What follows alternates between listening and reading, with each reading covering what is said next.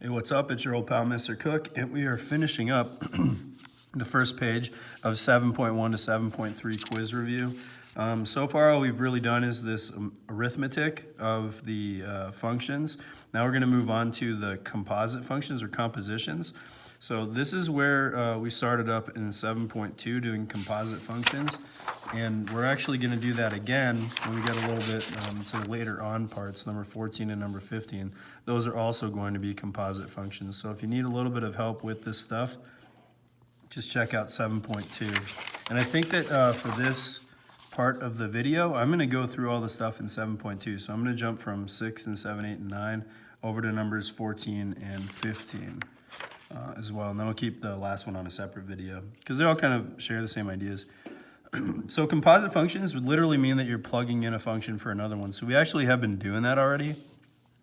Like in number 3, when we plugged in this little equation into the input value, we were doing a composite function. Same thing here with this a minus 4, when we plugged it in for the t, that was a composite function also because we plugged an equation in, as an input. And we did the same thing over here with the x minus 2 and the x plus 1 on number 5f. So this is just going to continue on that process.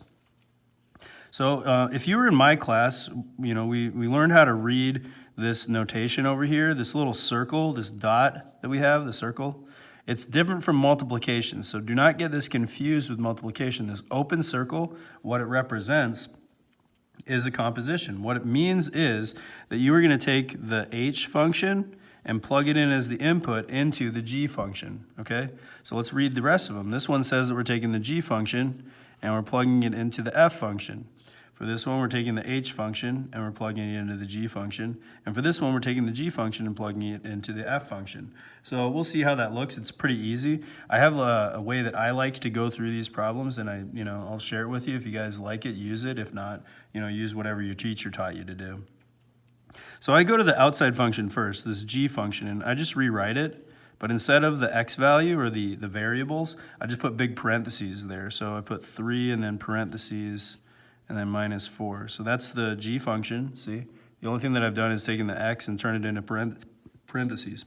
So what I'm going to do with that is plug in the h function. So this thing, that goes in the parentheses, 3x plus 2. I'm going to stop there, and I'm going to show you that I'm going to do the same steps for all of these, okay? Just that initial step, and then we'll kind of work through the rest of them. So for this one, same thing. I take the g function and I plug it into f. So for the f function, that's this. It's going to be 2 times the input plus 2. And the input is the g function, which is negative 4x minus 2. Same thing for this one, number 8. I take the g function, so that's this one at the top, 3 times the input, which is my, parentheses, minus 2. And then the h function is going to get plugged in there, so that's that 2t minus 3. And then number 9, same thing. The outside function is f, so that's this guy right here. So my input is the input squared minus the input. And in each case, the input is going to be the g function, which is 3t minus 4. So the nice thing is that once I've done that first step, the rest of it is just sort of, distributing, combining like terms, stuff like that. So it's kind of different on a case-by-case basis, but more or less that's the steps that we're going to take. These first couple problems, number 6 and number 7, have a little added thing that we need to do at the very end, and that involves like the -1 and the -10, because those are going to be our inputs overall. That's what we're going to plug in at the very end to our equations that we get. But anyways, let's go ahead and work through these problems, and then we'll be done with the 6 through 9. So if we distribute the 3 in here, we get 9x plus 6 and then minus 4. And then if we combine like terms, we get 9x, and then 6 minus 4 is going to be plus 2. So now that we've done that, we just do this last part, which is to plug in -1. So we get 9 times -1 plus 2. And that's just going to be -9 plus 2. And, you can do a lot of this on your calculator, but -9 plus 2 is -7, and that's our answer for number 6, -7. All right, number 7, same thing. Just now that we've established, the setup for the composite function, we just distribute in. 2 times -4 is -8, so -8x. 2 times -2 is -4, and then plus 2. Negative 4 plus 2 is negative 2, so I end up with negative 8x minus 2. And I'm plugging in negative 10. So if I plug in negative 10 here, I get negative 8 times negative 10 minus 2. A negative times a negative is a positive, so this becomes 80 minus 2. And that's just 78, so our answer for that one is 78. Okay, now for the last two on this page, again, just, same process, distribute in there. So 3 times 2 is 6, 6t. 3 times negative 3 is negative 9, and then minus 2. Then we have 6t minus 2 minus 9 minus 2. Negative 9 minus 2 is going to give you a negative 11. So we end up with 6t minus 11. Now notice that we don't have to plug anything in, so we just put a box around it, and that's our answer. Same thing here. We're just going to plug in the equation and evaluate it, simplify it as much as possible, and that'll be it. It's important to note that when you see 3t minus 4 squared, that's the same as saying this thing times itself. So I just rewrite it, 3t minus 4 times 3t minus 4, and then minus that part of it, so 3t minus 4 again. Okay, now FOIL this stuff in. 3t times 3t is 9t squared. 3t times negative 4 is negative 12t. Negative 4 times 3 is negative 12t. Negative 4 times negative 4 is positive 16. And then distribute your negative in here as well. So you have a negative 3t, and then negative times a negative is a positive, so plus 4. Now let's combine everything that we can. The t squareds, there's no other t squared, so this is just 9t squared. Negative 12 and negative 12 is negative 24. Negative 24 minus 3 is negative 27. And then 16 and 4 gives you 20, so plus 20. And there is your answer for number 9. All right, so that's the rest of this page. Again, just practicing the 7.2 stuff. If you need a little bit more help with it, don't hesitate to just go to the 7.2 worksheets and practice some of those. They're really not that bad. Okay, so with that stuff in mind, let's go ahead and do these little the charts and then also the graphs. These ones don't take long at all, so we should be able to finish these well within the time for our video. Okay, now again, when you read this stuff, the composite function is using inputs. It's just inputs and outputs, just like every other function. So I want you to take note of a couple things. This chart here has to do with the g function. This chart here has to do with the f function. On the top is going to be your inputs. On the bottom is going to be your outputs. Okay, so it's important to note those things and important to read.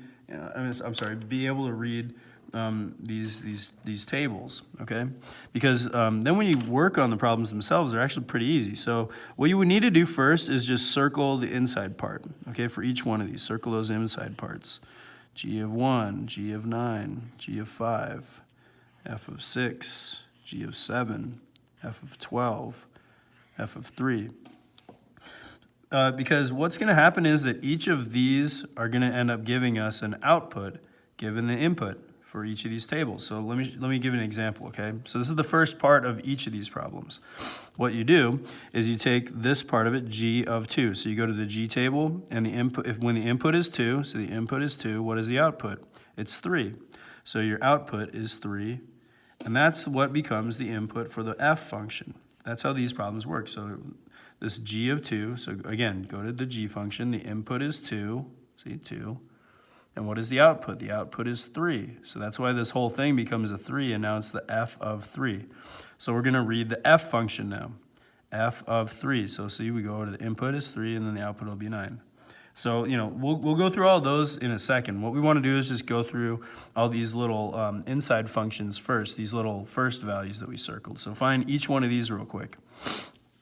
So this one's looking for G of 1. So we go to the G table, and when the input is 1, what is the output? It's 9. So this becomes f is the outside function of 9. Okay, now go over to this one, the G table right here. The input is 9, so 9. That gives us 12 for the output. So this is going to be f of 12. All right, now for this one, this is the G function, and it's 5. So the G table is here. When the input is 5, the output is 6. So this becomes a 6, so f of 6. Now this is the F table. So when we go to the F table, this is the input of 6. So the input is 6. The output is 7. So this whole thing just becomes 7. So we're looking for the G of 7 now. And then this is the G of 7. So we go to the G table. When the input is 7, the output is 4. So this whole thing just becomes a 4. All right, now we do f of 12, so we go to the f table. When the input is 12, the output is 5, so this whole thing just becomes a 5.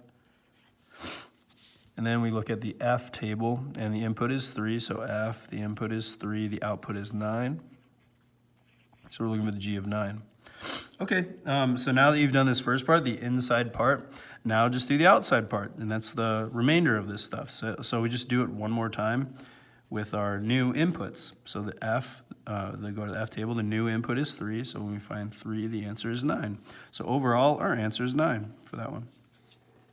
On B, we're looking for the f of 9, so we go to the f table. When the input is 9, the output is 6, so this becomes 6. So 6 would be our answer. For part C, we go to the f table. When the input is 12, the output is 5, so 5 is our answer. And then for D, we're looking for the f function again, and then when the input is 6, the output is 7, so our answer for this one is 7. All right, now we go to the g of 7, so we go to the g table. When the input is 7, the output is 4, so the answer for this one is 4. F of 4, so we go to the f table. When the input is 4, the output is negative 3. G of 5, so go to the G table, and when the input is 5, the output is 6, so this one's 6. And then G of 9, so go to the G table, and when the input is 9, the output is 12, so the answer for this one is 12.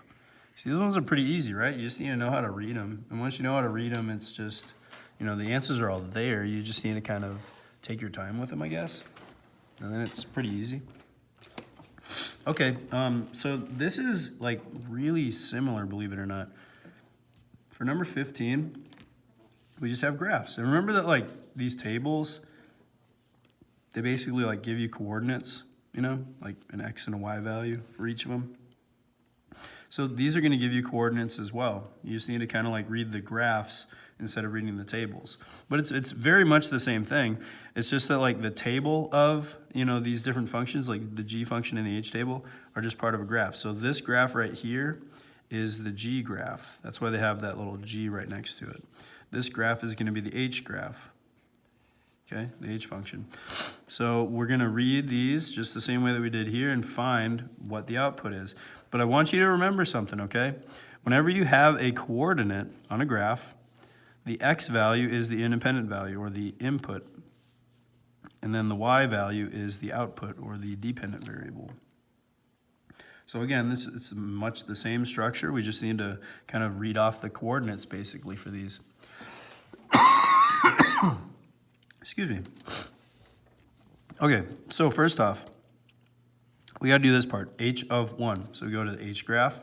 And when our input is 1, in other words, our x value is 1, what's our y value? So you just go over to where x is 1, which is right here on this graph. And this gives you the coordinate 1, 0. So when x is 1, so when the input is 1, the output is 0. So this thing becomes 0. So now we're going to look for g of 0. You know, but it's the same steps that we did here. It's just that we're reading a graph instead of a table. All right, now let's find the h of 3. So we're going to use the h graph again, and we go to where x is equal to 3, so that's right here. And the coordinate that we get when x is 3 is 3, and then it looks like it's going to be 1 for the y value.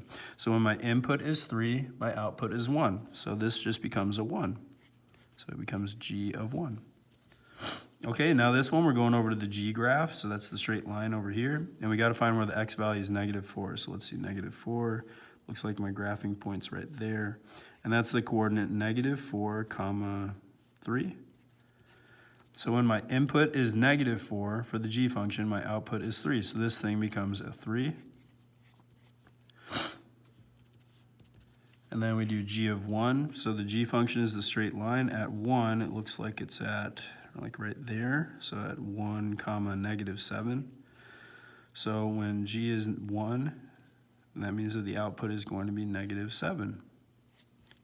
And I gotta do the g function on that again.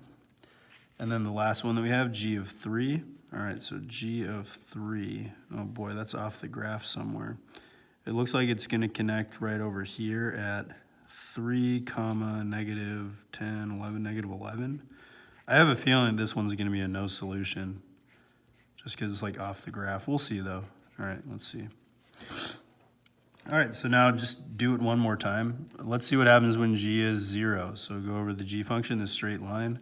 When x is 0, that gives me the coordinate 0, comma, -5. So my answer for this one would be -5 overall. And that's it, I'm all done. This one's looking for g of 1, so I go over to the g function, the straight line, and at 1, I already know that one, that's -7. So -7 would be the answer there. Okay. Now we got to do h of 3, so the h function is this little like curved line. And at 3, oh, I already did that one too. When the input is 3, the output is 1, so this becomes 1. Now we got to do g of -7, so the g function is over here at -7. Looks like it's up here at, let's see here how high does that go, set to 9, okay. So when my input is -7, my output is 9, so the answer is 9 for this. And then when h is -11, oh boy, let's see. So h, it doesn't go to -11 because -11 is out here. Yeah, so since it's not even on the graph, it's not possible. So there's going to be no solution for this one. And there's my answer for that one. Okay, so that's reading off the graph, and it's also reading off the tables. These ones were at the end of 7.2. They were like, graphs and table practice there. So just make sure that you practice those if you need a little bit more help. I think that's enough time on this video. Next, we're going to go on to 10, 11, 12, 13, which is all from 7.3 on inverse functions. So on to the next video.